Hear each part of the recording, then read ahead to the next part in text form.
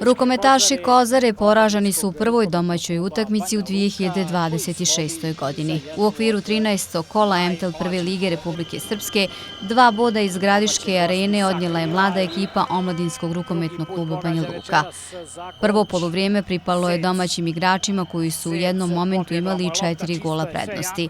Na odmor se otišlo sa rezultatom 13-10, a onda u nastavku utakmice Banja Lučani su zaigrali mnogo bolje i došli do velikog preokreta i pobjede od 30:25. Kozaru je predvodio Saša Kovačević sa 13 odbrana, Jovan Janković postigao je 6, a Nemanja Buha 5 pogodaka. U pobjedničkom timu istakli su se Nemanja Stupar sa 7, te Matej Bogdanić, Danilo Petković i Sergej Lolić sa po 5 golova. Golman Filip Ignjić imao je 13 intervencija. U sljedećem 14. kolu rukometaši Kozare će biti slobodni, dok će u 15. ugostiti Kotor Varoš.